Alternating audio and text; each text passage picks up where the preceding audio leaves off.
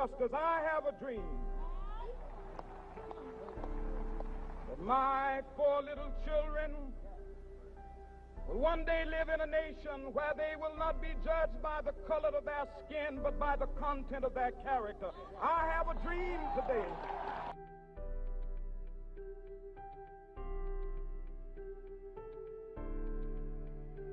The earliest memory I have is our parents and friends and neighbors teaching us about what we should do and what we shouldn't do.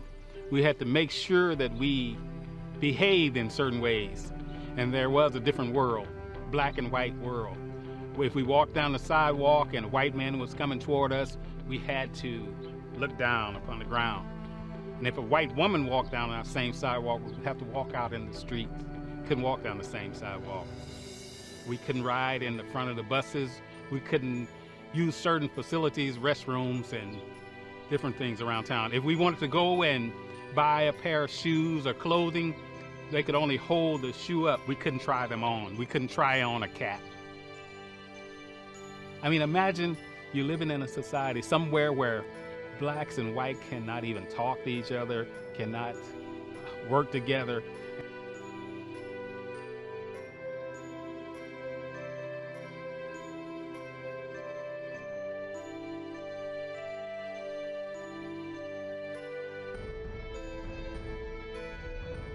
Segregation was the separation between black and white people. Everything was separated: the schools, public bathrooms, communities, towns, churches, and so much more. Many people were involved in the destruction of segregation, which led into an era of integration, which meant mixing black and white people together. Following the abolition of slavery in 1865, 3 amendments were passed. One was the 13th Amendment, which abolished slavery. Another was the 14th Amendment, which gave African Americans citizenship. And the 15th Amendment allowed African Americans to vote. Between 1873 and 1883, the Supreme was slowly destroying everything the Congress was trying to fix during the Reconstruction period. During 1896, the Supreme Court allowed a legal separation of taxes during the trial of Plessy v. Ferguson, ruling that separate but equal facilities did not violate the 14th Amendment, thus making it legal. Jim Crow laws and the Black Codes. Jim Crow laws were to create separate but equal treatment. They condemned black citizens to inferior treatment and facilities. Black codes were a series of restrictive laws. They were designed to restrict activity and ensure their availability as labor force since slavery had been abolished. Many states required blacks to sign yearly labor contracts, and if they refused, they risked being arrested as vagrants and fined or forced into unpaid labor. The difference between the two is that black codes told blacks what they could and could not do, and essentially reinstate slavery post-Civil War, whereas Jim Crow laws deprived black people of their civic and political power, these being segregated schools, segregated public facilities, and no interracial marriages.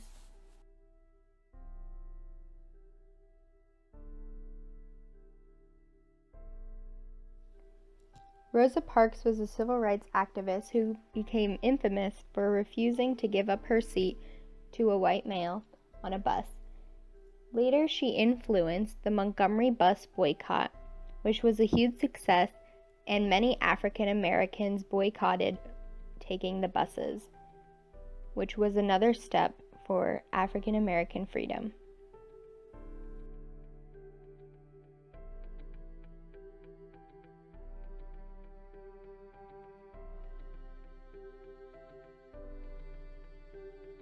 School segregation, imprisoned for teaching free blacks.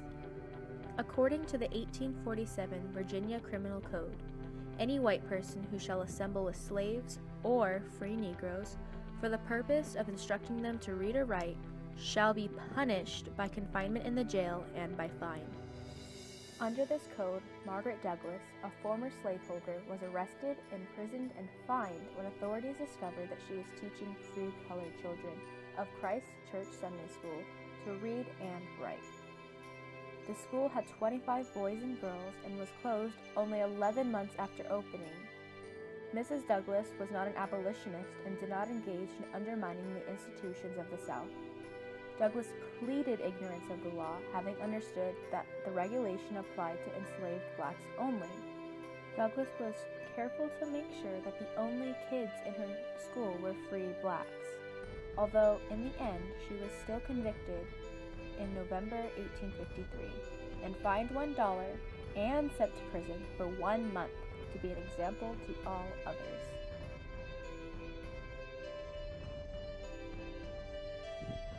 Nathan Marigold was a member of the National American Association of Colored People, otherwise known as the NAACP. He resigned from the NAACP in 1933 to join the Interior Department as a solicitor. Following, in 1934, the American Fund for Public Service kept Charles H. Houston on a part-time basis to direct a legal campaign against discrimination in education and interstate transportation.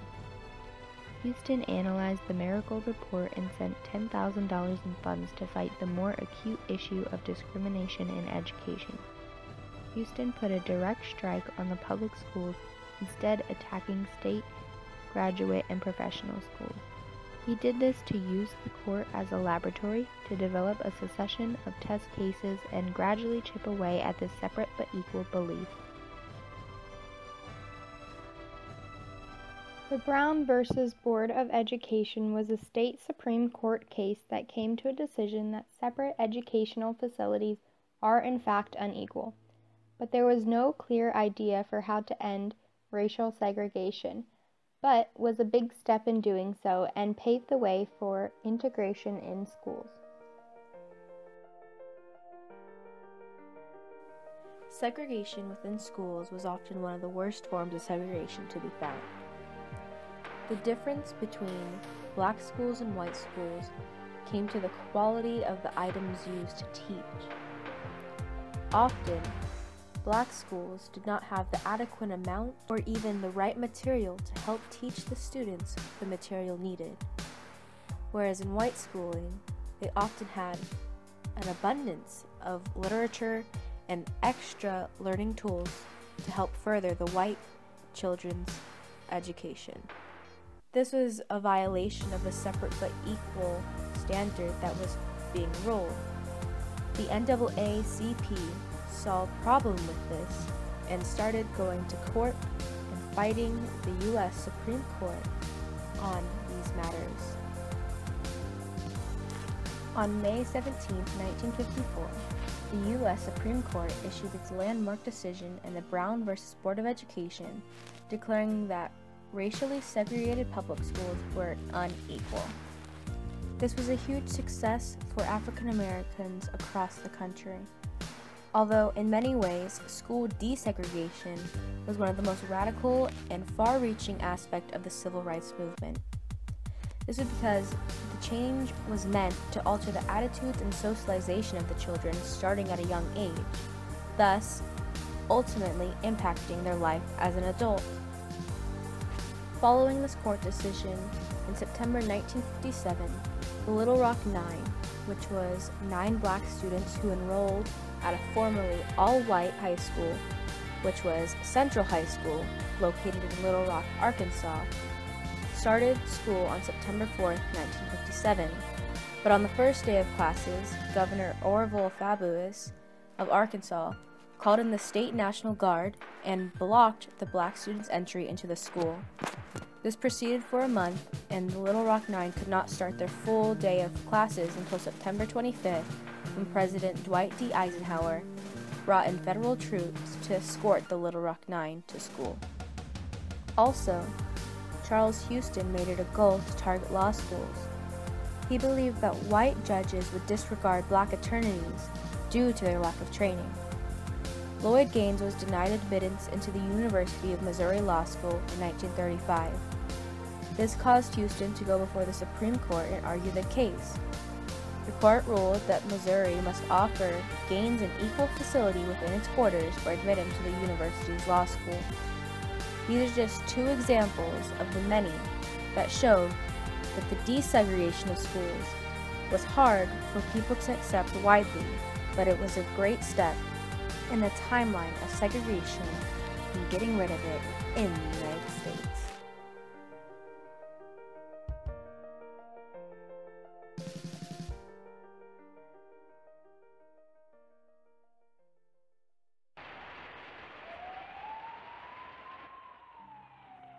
But in Little Rock, Arkansas, a new battle was about to begin.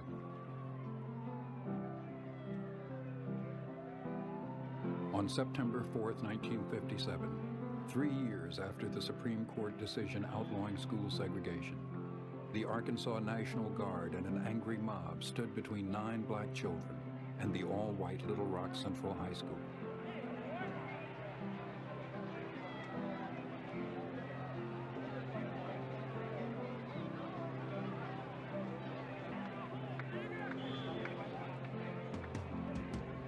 Prevented by the troops from entering the school, the 9 black children were harassed, cursed, and threatened by the mob. Some were demanding that they be lynched. Only with the help of a white woman did one of the children make it to a bus and to safety.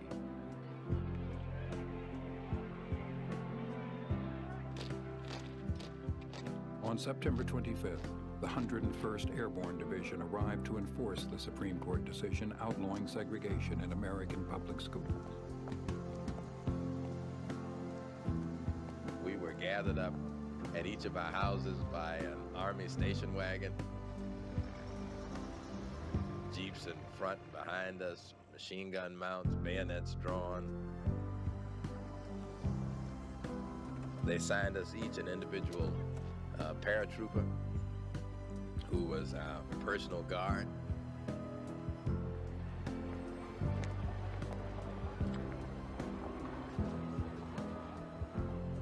White soldiers who were not much older than we were.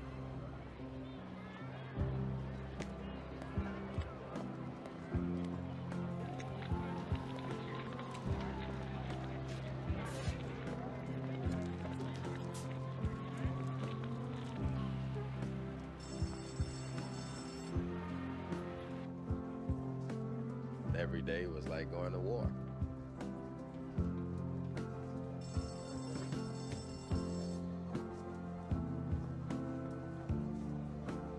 The perseverance and bravery of the 9 black students attending Central High School had an influence far beyond Little Rock. Young people, especially students in predominantly black colleges, were inspired to move against the injustices they saw. In the 1840s, Benjamin Roberts of Boston began a legal campaign to enroll his 5-year-old daughter, Sarah, in a nearby school for whites because she was forced to walk past several white schools to reach the colored primary school. Her father, Benjamin Roberts, a black printer, filed a lawsuit against the city of Boston to integrate public schools. In 1849, Charles Sumner represented Roberts and challenged school segregation in the Boston court. Separate schools for African Americans, he argued, in effect, a whole race with a stigma of inferiority and degradation. The Massachusetts Supreme Court upheld segregation and decided that local elected officials had the authority to control local schools and that separate schools did not violate black students' rights.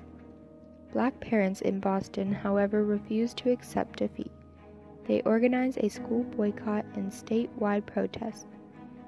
In 1855, the Massachusetts legislature passed the country's first law prohibiting school segregation.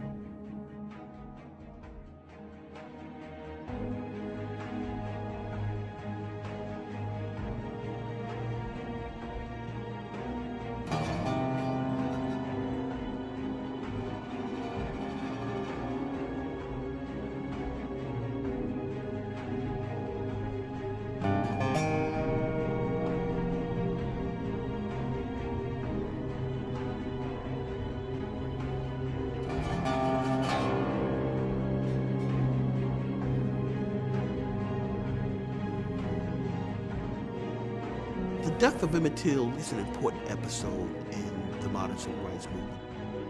When you talk to people of that era, particularly the students involved in the movement, they identified with Emmett Till because they were the same age as Emmett Till.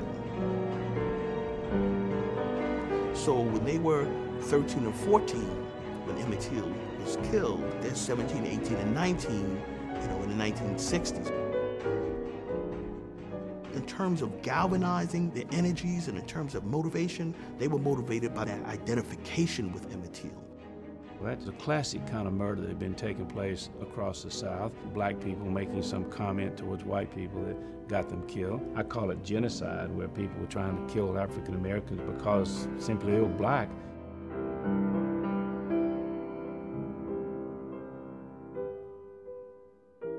You could see how badly mutilated his body and his face was, how that disfigures him in a way that shocks this nation and shocks the sensitivity of a generation of activists that are going to have an important impact on the trajectory of the civil rights movement. Nobody had been brought to justice for killing him, even though back then there was a trial. And at that particular time, nobody was convicted.